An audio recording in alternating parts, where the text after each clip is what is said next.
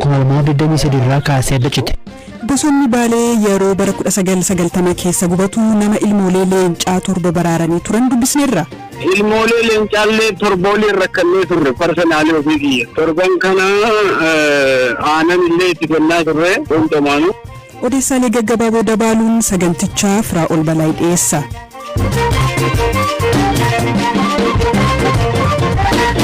Odeessa jalqabaan naannoo Gaambeellaatti yoo xiqqaate godaantonni 30 ta'an beelaa fi haleellaa irratti raawwatamuun du'uu koomishiniin mirgoota namoomaa Itoophiyaa ibse. Naannoo Gaambeellaatti hoogganaa waajjira koominikeeshinichaa kan ta'an Abeel Adaane haala jiru ibsaniiru.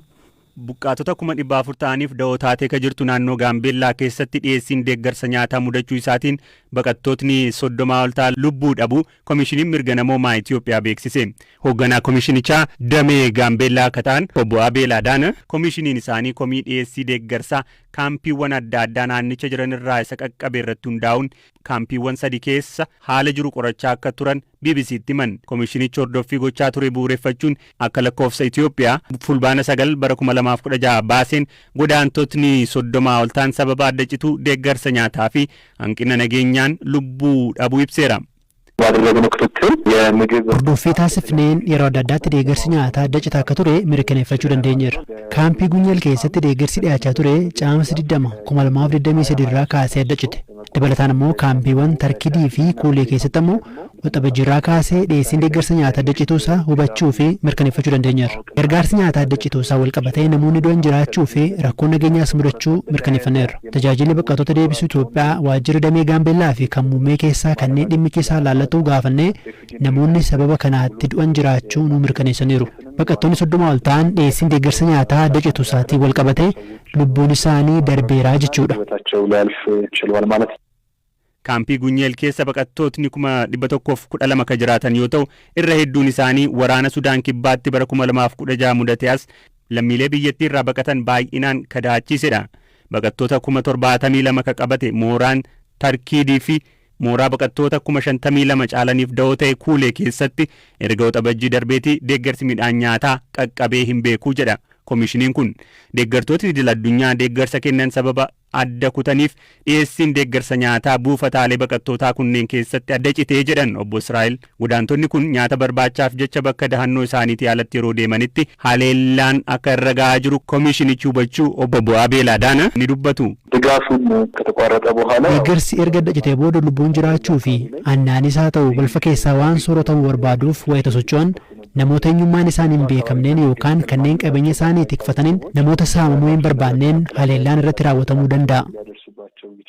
Biyyoonni godaantotaa fi buqqaatota keessumsiisan nageenya isaanii mirkaneessuuf itti gaafatamummaa qabaatanis ba'aa isaanirra jiru hir'isuuf garuu deeggarsii fi tumsi idil-addunyaa cimuu akka qabu koomishiniin mirga namoomaa Itoophiyaa ibseera. Deeggarsi dhaabbilee idil-addunyaa kanneen akka USAID sagantaa nyaataa addunyaa fa'aa dafee akka eegaluuf waamicha dhiyeesse. Koomishinichi Gaambeellaan baqattoota biyya ollaaf da'oo haa taatu malee ofiiyyuu walitti bu'iinsa kaaraatti keessatti eegalee lubbuu lammiilee galaafachuu hordofee mootummaan naannichaa akka lakkoofsa Itoophiyaa hagayya 13 bara 2015 irraa kaasee daangaa yeroo sochii uummataa kaa'ee ture.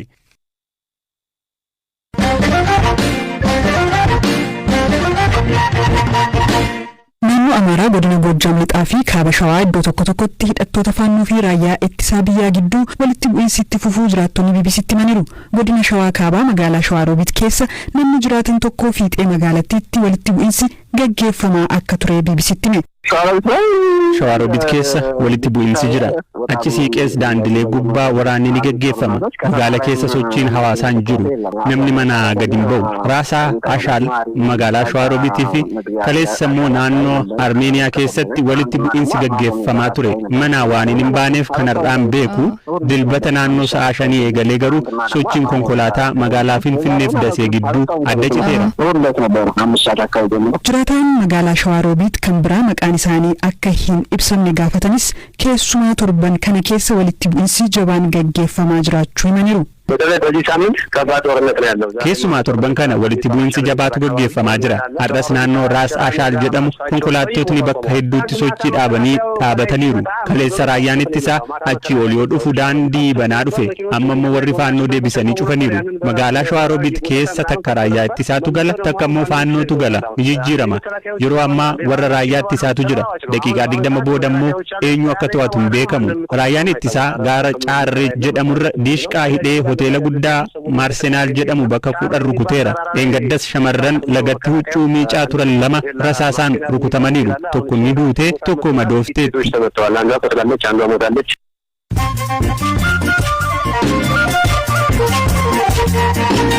Dhaggeeffattoota keenya amma immoo odeessaalee gaggabaaboon isinitti hima. Waldaan Fannoo Diimaa Itoophiyaa ambulaansiin gargaarsa namoomaatiif itti gargaaramu waajjira isaa naannoo Amaaraa magaalaa Finoota Salaam jiru keessaa hidhattoonni humnaan jalaa fudhachuu ibse. Ambulaansichi kan fudhatame mooraa waajjira damee magaalaa Finoota Salaam jiru keessaa yoo ta'u kan fudhatames dirqisiisuuni jechuun ibseera. Michuu cimtuu Yuukireen kan taatee fi waraana irrattis hedduu gargaaraa kan turte Poolaand kana booda Yuukireeniif meeshaalee waraanaa erguu akka dhaabdu beeksifte. Sababni immoo qamadii Yuukireen gara alaatti ergitu irratti rakkoo dippiloomaasii gidduu isaaniin dhalatedha. Ministeerri muummee Poolaand kana booda Yuukireeniif meeshaa waraanaa erguurra biyya isaanii meeshaalee waraanaa ammayyaan hidhachiisu akka filatan himan.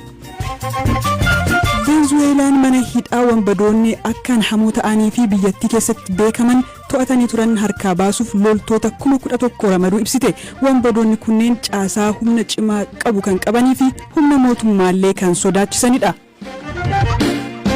Namichi dubartoota 12 fi dhiira 2 ajjeesuun kutaa nyaata qopheessu keessa awwaaluun shakkame yakkasaa amane. Namni kun lammii Ruwaandaa yoo ta'u yakka biyyattii rifachiise kana namni ganna 34 Deenis Kozunga jedhamu raawwachuu dhaddacha duratti guyyaa har'aa amaneera. Odeessaaleen gaggabaaboo kanuma.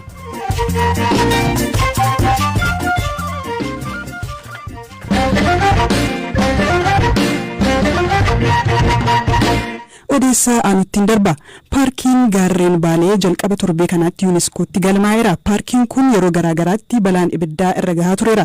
Bara 1990 keessa yeroo gubatu barattoonni yuunivarsiitii hiriira nagaa bahuu irraa qabee iddootti argamuun ibidda dhaamsuuf duulanii turan. Bara 2014tti ammoo balaan ibiddaa tasaa yeroo uumamu dargaggeessi dhalataa naannoo sanaa Biiniyaam Admaasuu waayilota isaa wajjin bosona ibiddi keessatti boba'u dhaamsuuf seene lubbuun isaa darbe. Maqaa isaatiinis paarkichatti siidaan ijaarameera. Biiniyaam nama ogummaa turizimii qabu ture. Yeroos hojjetaa paarkichaa kan turan obbo Aschaaloo Baalchaa kan akkatti Biiniyaam lubbuun isaa darbee nutti himaniiru. Ijoollee muraasnoota hojii walii hojjetu wajjin ta'ee ibidda dhaamsuudhaaf yeroo tattaafatu bubbeen kallattii isaa jijjiiree ibiddillee guddaa ture. Kanaaf tokko ibiddi sun ibidda humna namaatiin dhaamuu danda'u illee ture.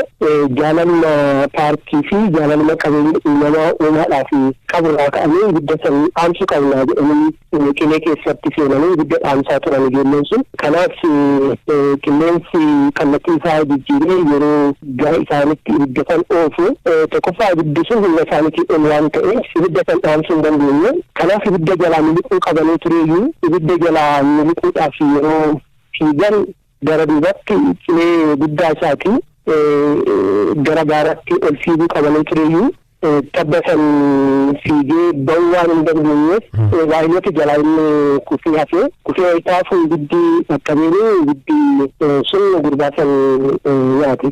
Gama biraan bara 1992 akka lakkoofsa Itoophiyaa yeroo bosonni Baalee balaan abiddaa cimaan irra ga'u hoogganaa waajjira qonnaa godinichaa akka turan kan himan obbo Umar Waabee ibidda dhaamsuu dhaqnee ilmoolee leencaa balaarraa baraarree fuunee gallee jechuun waa'ila koo Zalaalam Taaddasaatti himaniiru. Ilmoolee leencaallee torboolii rakkannee turre parsanaalii ofii kiyya. Torban kana aanan illee itti kennaa turre.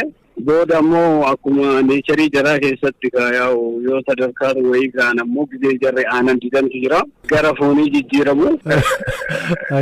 Foonillee hoolaa itti qallee haga dandeenye qallabne qaama yuunivarsiitiitiin illee gara waayildi laayifiitiin illee ilmoolee kanneen akka nurraa fuudhan tattaaffii baay'ee godheen ture. Gara siinillee hin milkoofne. Lamaan tokko gaafa tokko isteediyomiidhaaf illee caarataa dhiyeessinee yeroo isteediyomiin roobee hojjetamu gabiillee galchitee turte. turte galii galchitee turte garuu warri caarataa sanirratti dhiyaatee bitallee fudhatuuf fedhii hin qabnu yaa'u wannamaati malee booda irratti waan goonu dhabnee karaa waa'ee laayifii irratti murtii tokkotti kenna warra Firaankifarti kanallee yeroo sani Dr. Claudio Sedero kan tokko namtiin tokko jiraatore jeedal irratti riisarchii ka hojjetu jarallee mari'achiifnee maal goonoo jennuu bosonatti gadhiistan wanni sun miidhachaati achitti illee addaaftin gootu booda illee fituu dandeetti ka'ee yaada akkanaatti dhufaa ture reakshiin warra wild life finfinne maa dhufee torbanuu fixee gogaa jaraa dhifatee lite. Mana ajjeesanii? Ajjeesanii. Torbanuu? Kun torbanii bitanii kuni ka memorii yeroo sanii hin daganne keessa suuraa jaraallee akka tokko qaba yoo wanna waafnu. Nan barbaadu. Tontoodha. Amma sodaarraa kan ka'e ajjeesan jechuudha warri Finfinneetti dhufan. Eenyutu qallaba. Sodaa. Personaalii barnu fedhii kennaan bajeta hin qabnu waa tokko hin qabnu haga dandeenyu guddifne nurraa fuudhaadha. Nurraa fuudhaan kanumaayyuu waan goonu hin qabnu jedhan.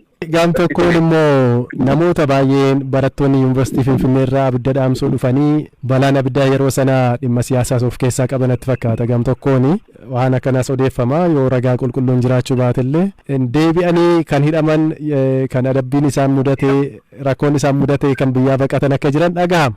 Akkamitti yaadattu barattoota yeroo sana abidda dhaamsuu dhufan? Barannoonni bira dhufan achitti wanni jara qunname hin jiru. Beezikaalee isa ta'ee sittin hima. Hayyee. Wanni hagan marallee kontribuut godhan jiru haalli nu rakkisaadha qabu sona keessa deemanii maal gochuuf. Dhaamsuu hin danda'ani harkaan. Akkasitti maalee ka ta'u ishee dhufaniiranii dhumarratti yoo deebi'anii walitti illee qabnee waan jiru kana seektariidhaan pirezenteeshinii bulchiinsa biyya dhiyeessaa fi jedheeti pirezenteeshinii illee dhiyeessinee fi akkasitti geggeessuu kenna yaadataan gama keenyaan. Hirmaannaa dhufanii akkuma amma kaafte kana siyaasaan keessa jiramoo maaliin keessa jira ka'ee wanni adda addaa illee ka'aa ture. Beezikaalii yeroo sanitti wanni ofii kiyyaa yaadadhu bonni hin dheerate kana qonnaan bulaan kennallee beektee oorroo fi maasii yeroo guddatti gaa'ii maalidhanii kaalcheraalii gudda guban tokko tura. Keessiin irraa ka'e kanuma. Namoonni tokko immoo yoon itti dhufanii wanni kun siyaasaa of keessaa qabaa jedhan amma wanni nu observe goone konkuluud goone wanni akkasii keessa ka jiru ammoo akkuma rabbi sitti hima. Wanni nu irra geenne hin jiru.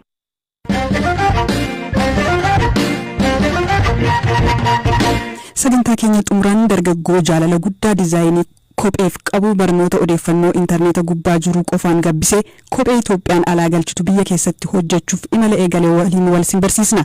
Maqaan isaa Firaa'ol Baqqalaa jedhama. Yeroo dheeraaf hojii maatiin isaa ittiin beekaman hojii mukaa fi sibiilaa hojjetaa ture. Yuunivarsiitii Amboottis barnoota ruuraal development hordofaa ture. Boodas barnoota isaa fi hojii mukaa itti dhiisee maallaqa qusatee tureen hojii kophee harkaan tolchuu eegale. Amma kopheewwan gogaarraa hojjetamanii fi buuts jedhaman manumatti hojjeta. Galaanaa Balaay akkamitti hojii kanatti akka seene gaafateera. Uumama bakkooti kophee waan jaalladhu kan kophee adda addaa nyaatu kophee. Achumaan kophee wayii bitee ofuma kootiif kophee sana yennaan laalu kophee sana natti toluu dide. Achumaan kophee haaraa bitee kan kophee dhuma sana tarsaasii waan biraa irratti godhee hodhee ijaajii mataa kootii hojjechuu nan danda'a kan jedhu dhimma keessatti uummanni jechaadha. Amma yeroo baay'ee kopheen nama argatu kopheen kun akkana ta'e kan jedhu sammuu nama kopheessatti deddeebi'a ture. Achiin baay'ee nuti wantoota naannoo koo irratti argaman irraan keessan jiinsii fi gommaa dhumaarraa kophee hojjedhu jechaadha yeroo jalqabaati.